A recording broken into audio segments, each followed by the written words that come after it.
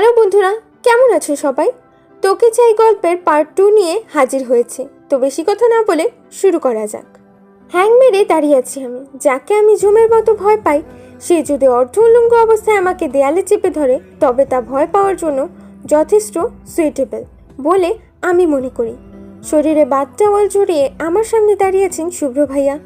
উন্মুক্ত বুকে লেপ্টে থাকা লোম আর বিন্দু বিন্দু জল জানান দিচ্ছে মাত্রই শাওয়ার নিয়েছেন তিনি। ফর্সা মুখটাকে হালকা লাল হয়ে থাকা চোখ দুটো আরও আকর্ষণীয় করে তুলছে। কিন্তু প্রশ্নটা হলো, আমাকে এভাবে কেন আনা হয়েছে? আর এভাবে চেপে ধরে থাকার কারণটাই বাকি। মেয়ে হিসেবে অবশ্যই আমার রেগে যাওয়া উচিত, কিন্তু দুঃখের বিষয় হলো আমার রাগ ভয়ের নিচে চাপা পড়ে আপাতত তান্দুরি চিকেনে পরিণত হয়েছে। আমি যেভাবে ভয় কাঁপাকাঁপি করছি, আমার ধারণা রাগের যদি কোনো ক্রোমোজোম থেকে থাকে, তাহলে তারা ইতিমধ্যে এই ব্যাটার ভয়ে রীতিমতো কাঁপাকাঁপি শুরু করে দিয়েছে। এই ব্যাটা যে লুচু নাম্বার 1, সে সন্দেহ আমার প্রথম দিনই ঘুচে গেছে।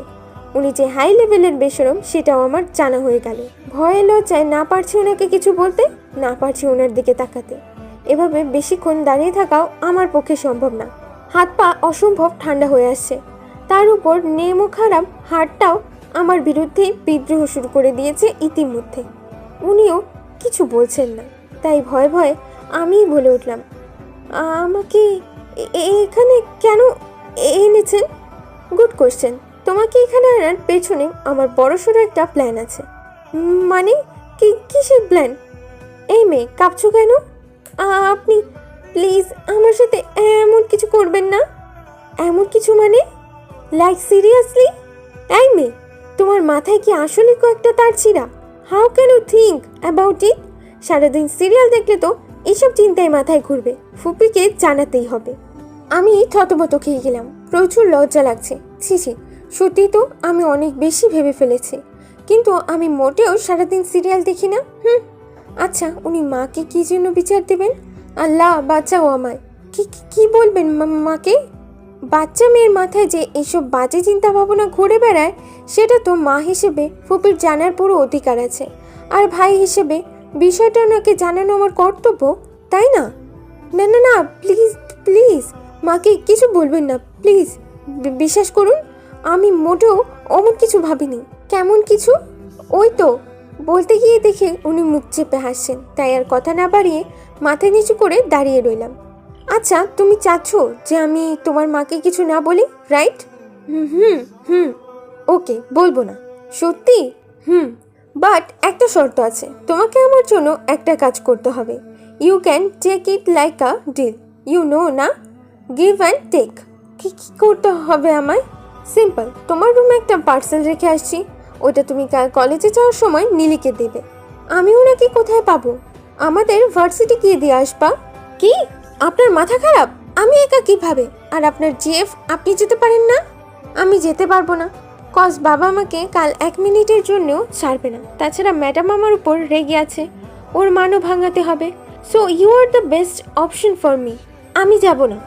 ওকে, যেও না। আমি যাচ্ছি ফুপির কাছে, কত কিছু বলার আছে। এই দাঁড়া, আমি যাব। Good girl. হঠাৎই অভ্র ভাইয়া রুমে ঢুকে আমাদের এভাবে দেখে অবাক হয়ে দাঁড়িয়ে পড়ে। ভাইয়াদের জন্য চা নিয়ে এসে আপু শুভ্র ভাইয়াকে এভাবে দেখে চায়ের কাপ ফেলে দিয়ে চোখ চেপে ধরে চিৎকার দিয়ে ওঠে। তারপর বাকি সব ইতিহাস। আপুর চিৎকারে আর কাপ ভাঙার শব্দে সবাই রুমে এসে হাজির হয়। সবাই চোখে এক ঝাঁক প্রশ্ন নিয়ে আমাদের দিকে তাকিয়ে আছে। আর আমি, সে আর নাই বা বলি। অবশেষে নিরবতা ভেঙে আম্মু গম্ভীর কণ্ঠে বলে উঠল, রোদ, তুমি এই সময় এখানে কি করছিলে? আসলে পার। শুভ্র ভাইয়ের দিকে তাকিয়ে থেমে গেলাম। কি পার করছিস? রুকুজকে জিজ্ঞেস করলো আপু। তারপর আমি যা বলেছিলাম তাতে করে শুভ্র ভাইয়া সহ সবারই চোখ বেরিয়ে আসার উপক্রম হয়েছিল। আমি তাদেরকে বলেছিলাম আমি এখানে গোসলের পারমিশন নিতে আসছিলাম। জানি কথাটা শুনে অবাক হওয়াটাই স্বাভাবিক, কিন্তু কি করার। পার দিয়ে অন্য কোনো ওয়ার্ড আসছিল না। আর অন্য টাওয়ারটা দেখে গোসল ওয়ার্ডটাই ফট করে বেরিয়ে গেল। এরপর শুভ্র ভাইয়া ওনাদের কিছু বুঝিয়েছিলেন। কি বুঝিয়েছিলেন তা আমি এখনও জানতে পারিনি। তারপর থেকে সবাই এই বিষয়টা নিয়ে মজা নেয় আর হুহা করে হাসাহাসি করে। দাদির কথায় বাস্তবে ফিরে এলাম। ওই তো আমার দাদু ভাই চলে এসেছে। কি গো দাদু ভাই, মুখটা এমন করে রেখেছো কেন? আদর কম হয়েছে নাকি? ইস, এবার আমার লজ্জায় মরে যেতে ইচ্ছে করছিল। দাদিটাও না, কি দরকার ছিল এভাবে লজ্জায় ফেলার? এবার আমি আর চোখে ওনার দিকে তাকালাম। ওনার রিয়াকশনটা দেখতে যাচ্ছি, কিন্তু আমাকে ব্যর্থ হতে হলো। ওনার মুখে রাগ বা লজ্জা কিছুই খুঁজে পাচ্ছিলাম না। দাদিকে কিছু না বলে চুপচাপ 5 মিনিটের মধ্যে খেয়ে উঠে গেলেন। আমি ব্যাপারটা নিতে পারছিলাম না। আমার ধারণা মতো এই মুহূর্তে ওনার আমার প্রতি প্রচুর রেগে থাকার কথা, কিন্তু এখানে তো কাহিনী উল্টায় গেছে। শাস্তি পেতে হবে না ভেবে আমার খুশি হওয়ার কথা, কিন্তু এই মুহূর্তে আমি খুশি হতে পারছি না। একটা খটকা রয়ে যাচ্ছে। এর মধ্যে মামু বলে উঠলেন, রোদমা, কাল কিন্তু তোমাদের বাড়ি যাওয়ার কথা, সব গুছিয়ে নিও। শুভ্রকে আমি বলে দিব, অভ্র, রুহি তোমরাও তৈরি হয়ে নিও। আমরা সবাই সম্মতি জানাতেই মামু ল্যাপটপটা হাতে নিয়ে অফিসে চলে গেলেন। সারাটা দিন আপু আর মামানিকে কাজে হেল্প আর দাদির সাথে দুষ্টামি করে কেটে গেল, কিন্তু অবচেতন মন শুধু একটা কথাই ভাবছে, এই বাটার মাথায় চলছেটা কি? এত সহজে ছেড়ে দেওয়ার পাত্র তো উনি নন। রাতে আর একটু জ্বালিয়ে বাজিয়ে দেখতে হবে ব্যাপারটা কি। রাত প্রায় 12টা বাজতে চলল। ওনার কোনো খোঁজ নেই। সেই সকালে বেরিয়েছিলেন আর ফিরেননি। এবার বেশ দুশ্চিন্তা হচ্ছে। ওনার নাম্বার আমার কাছে আছে, কিন্তু আমার পক্ষে ওনাকে ফোন দেওয়া পসিবল না। ফার্স্টলি উনি আমার ফোন পিক করবেন না, অ্যান্ড সেকেন্ডলি ওনাকে ফোন দেওয়ার প্রশ্নই আসে না। You all know ego is a big matter. ঠিক 12টা 30 মিনিটে উনি বাসায় ফিরলেন। এসেই বিছানায় গায়ে এলিয়ে দিলেন। ওনাকে বড্ড ক্লান্ত দেখাচ্ছে। আমার খুব ইচ্ছে করছিল ওনার সাথে কথা বলি, কিন্তু ওনার সাথে কথা বলার মতো কোনো টপিকই আমাদের মধ্যে নেই। কি বলা যায় ভাবছি। এই যে মিস্টার, ইচ্ছা করে কাঁচা ঘুমটা ভাঙালাম যেন রেগে যায়, কিন্তু উনি আমার ইচ্ছায় এক বালতি পানি ঢেলে দিয়ে ভ্রুকুচকে আমার দিকে তাকিয়ে বললেন, কিছু বলবা? ওনার কথাটা স্বাভাবিক হলেও তার সেই অতি স্বাভাবিক কথাটা আমার কাছে অতি অস্বাভাবিক বলে মনে হচ্ছে। আমি ওনার দিকে সন্দেহের দৃষ্টিতে তাকিয়ে বললাম, কি ব্যাপার, আপনি এখানে শুয়েছেন কেন? তো কই শোবো? তা আমি কি জানি? আমি এখন ঘুমাবো, আর আমি আপনার সাথে এক বিছানায় কিছুতেই শোবো না। সো ইউ ক্যান গো নাও। অনেকটা ঝাঁঝালো কণ্ঠেই বললাম, কিন্তু এবারও রাগ না করে কিছুক্ষণ আমার দিকে তাকিয়ে থেকে একটা বালিশ নিয়ে সোফায় শুয়ে পড়লেন। এবার আমি অবাকের চরম সীমায় পৌঁছে গেলাম। হচ্ছেটা কি এসব? উনি কি করতে চাইছেন? চুপি চুপি আমাকে মেরে নদীতে ফেলে দেওয়ার প্ল্যান করছেন না তো? হায় আল্লাহ, কি হবে এখন? সেদিন রাতে ঘুমের আর চোখে ধরা দিল না। সকাল সকাল উঠেই নামাজ পড়ে নিলাম। উনি বাচ্চাদের মতো ঘুমাচ্ছেন। খুব নিষ্পাপ লাগছে দেখতে, কিন্তু মুখে একটা ক্লান্তির ছাপ। আচ্ছা, ওনার কিছু হয়েছে কি? হঠাৎ তেমন পরিবর্তন কি আদৌ মেনে নেওয়া যায়? ব্রেকফাস্ট করেই বেরিয়ে পড়লাম আমাদের বাসার উদ্দেশ্যে। খুবই ভালো লাগছে। বাবা মার সাথে পুরো একটা দিন থাকবো ভাবতেই নাচতে ইচ্ছে করছে, আবার পুষে রাখা অভিমানটাও চারা দিয়ে উঠছে বারবার। উনি পুরো রাস্তা নির্বাক ছিলেন, গম্ভীর মুখে গাড়ি ড্রাইভ করে গেছেন শুধু। ওনার এমন ব্যবহার আমায় বড্ড ভাবাচ্ছে। বাইরের দৃশ্য আর পেছনের সিটে থাকা আপু আর ভাইয়ার খুনসুটি ঝগড়া এনজয় করতে করতেই বাড়িতে পৌঁছে গেছি। বাড়ি এসে বাবা মাকে ভালো মন্দ জিজ্ঞেস করা ছাড়া আর একটা কথাও বলেননি উনি। সকাল থেকেই চুপচাপ বসে আছেন রুমে। দুপুরে কোনো রকম খেয়ে আবার রুমে চলে গেছেন। সবাই ড্রয়িং রুমে আড্ডা দিচ্ছিল, কিন্তু আমার মন পড়ে আছে ওনার কাছে। আচ্ছা, ওনার সাথে কি আমার কথা বলা উচিত? আর কিছু না ভেবেই চলে গেলাম রুমে। উনি কপালে হাত রেখে বিছানায় শুয়েছিলেন। কোনো রকম ভনিতা না করে বলে উঠলাম, এই যে শুনছেন? কিছু বলবে? আপনি কি ঠিক আছেন? মানে বলছিলাম যে আপনাকে মোটেও ঠিক লাগছে না। কোনো সমস্যা হচ্ছে আপনার? চাইলে আমাকে বলতে পারেন। এক নিঃশ্বাসে বলে গেলাম, রোদ। ওনার ডাকে আমি কেঁপে উঠলাম। এত নরম আর করুণ সুরে কেউ আমায় ডাকে নিয়ে রাখে। ওনার কণ্ঠটাই যেন হাজারো আকুতি মিশে আছে। রোদ, আমার সাথে একটু বাইরে কোথাও যাবে প্লিজ? ওনার কথাটা শুনে যেন আকাশ থেকে পড়লাম আমি। যে মানুষটা আমাকে 1 মিনিটের জন্য সহ্য করতে পারে না, সে কিনা আমাকে তার সাথে ঘুরতে যেতে বলছে।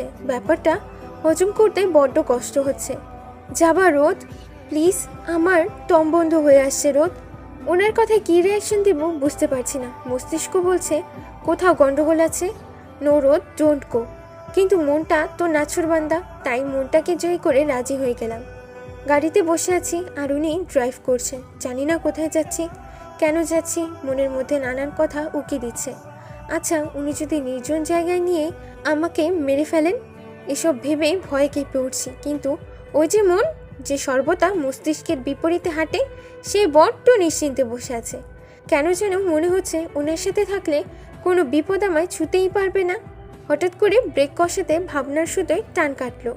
উনি আমাকে নামতে বলে সামনের দিকে চলে গেলেন। একটা নির্জন জায়গায় গাড়ি থামিয়েছেন তিনি। পরিবেশটাতে বেশ শান্তি শান্তি ভাব আছে, মন ভালো হয়ে যাবার মতো পরিবেশ। ওনার দিকে এগিয়ে গেলাম। ঘাসের উপর মাথা নিচু করে বসে আছেন তিনি। একদিনেই মুখটা কেমন শুকিয়ে গেছে, বড্ড মায়া লাগছে। মনে হচ্ছে উনি ভেতরে ভেতরে কুমড়ে মরছেন। জানি না কী ভেবে হঠাৎ ওনার কাঁধে হাত রাখলাম। তিনি যদি একজোটকে আমার হাতটা কাঁধ থেকে সরিয়ে দিতেন তাহলে হয়তো তা আমার জন্য স্বাভাবিক একটা ব্যাপার হতো, কিন্তু তিনি যা করলেন তার জন্য আমি কোনো কালেই প্রস্তুত ছিলাম না। ওনার কাঁধে হাত রাখতেই উনি বাচ্চাদের মতো ফুপিয়ে উঠলেন। আমি কি করব বুঝতে পারছি না। এমন কিছু হতে পারে আমি স্বপ্নেও ভাবিনি। এই মানুষটাকে হাসতে দেখেছি, রাগতে দেখেছি, ধমকাতে দেখেছি, কিন্তু কাঁদতে দেখিনি কখনো। এমন পরিস্থিতিতে আগে কখনো পড়িনি। কি বলে সান্ত্বনা দেওয়া যেতে পারে তাও জানা নেই। তার উপর ওনার এমন অদ্ভুত বিহেভিয়ারের কারণটাও জানি না। তাই চুপ করে রইলাম, কিছু বললাম না। এই অসীম নীরবতায় শুধু ওনার কান্নার আওয়াজ ভেসে আসছে। আমার ভেতরটাও দুমড়ে মুচড়ে যাচ্ছে। হঠাৎ উনি আমার হাত ওনার বুকে রেখে কান্না জড়িত কণ্ঠে বলে উঠলেন, এইখানটায় খুব কষ্ট হচ্ছে রোদ, আমি নিঃশ্বাস নিতে পারছি না রোদ, আমি নিঃশ্বাস নিতে পারছি না। বড্ড ভালোবাসি আমি নীলেকে, বড্ড ভালোবাসি। ওকে ছাড়া আমি বেঁচে থাকতে পারছি না, মরে যাচ্ছি, আমি মরে যাচ্ছি। জানো রোদ, ভালোবাসার পাল্লায় আমি সবসময় নীলের কাছে হেরে যেতাম। আমার থেকেও বেশি ভালোবাসতো ও আমায়, তবুও ধরে রাখতে পারলাম না। দেখো, এই হাতটা আজ ফাঁকা। ও বলেছিল কখনো ছাড়বে না এই হাত, কিন্তু ও কথা রাখেনি, ধোঁকা দিয়েছে আমায়, ধোঁকা। আমি আর নিজেকে ধরে রাখতে পারলাম না। ওনার কষ্টগুলো আজ বেরিয়ে আসে, সাথে আমাকেও কাঁদিয়ে মারছে। একটু থেমে আবার বলতে শুরু করলেন তিনি, ওকে আমার চাই রোদ, এনে দিবে ওকে, দাও না এনে, প্লিজ এনে দাও না প্লিজ। বাচ্চাদের মতো আবদার করে যাচ্ছেন তিনি, কিন্তু ওনাকে আমি কি করে বোঝাবো এটা যে আমার সাধ্যের মধ্যে নেই। আমি অঝরে কেঁদে চলেছি। ওনার চোখের জল যে বড্ড পোড়াচ্ছে আমায়। রোদ, এই রোদ, বলো এনে দিবা, কিছু বলছো না কেন? জানো ওর শেষ কথা কি ছিল? ও বলেছিল শুভি একটা মিষ্টি মেয়ে দেখে বিয়ে করে নেবে, কথা দাও। ওর কথা আমি রেখেছি, ওর পছন্দের মেয়েকে বিয়ে করেছি। তোমাকে খুব ভালোবাসতো নীলে, সবসময় বলতো তোমার কাজিনটা বড্ড মিষ্টি শুভি, কিন্তু ও আমার কথা রাখেনি, চলে গেছে, আমাকে ছেড়ে চলে গেছে। আমি বড্ড বাজে রোদ, বড্ড বাজে। তুমি কাল ঠিকই বলেছিলে, আমি খুব নীচ একটা মানুষ, এতটাই নীচ যে নিজের ভালোবাসার মানুষটাকেও ধরে রাখতে পারিনি। তোমার জীবনটাও নষ্ট করে দিয়েছি রোদ, সব স্বপ্ন ভেঙে দিয়েছি। আমি বাঁচতে চাই রোদ, আমি নীলিকে চাই, নীলিকে। বলতে বলতেই উনি আমার কাঁধে ঢলে পড়লেন। গায়ে হাত দিয়ে দেখি জ্বরে পড়ে যাচ্ছে। অনেক টাকার পরেও যখন ওনার সাড়া পেলাম না, তখন আমি রীতিমতো ভয় পেয়ে গেলাম। এই নির্জন জায়গায় আমি কার কাছে সাহায্য চাইব? হঠাৎ ফোন বেজে উঠল। স্ক্রিনে ভাইয়ার নাম আসতেই জানে পানি এলো যেন। দ্রুত ফোন পিক করে ভাইয়াকে ওনার অসুস্থতা হয়ে পড়ার কথা জানালাম, কিন্তু ঠিকানা আমি তো নিজেই জানি না কোথায় আছি এই মুহূর্তে। কি করব এখন?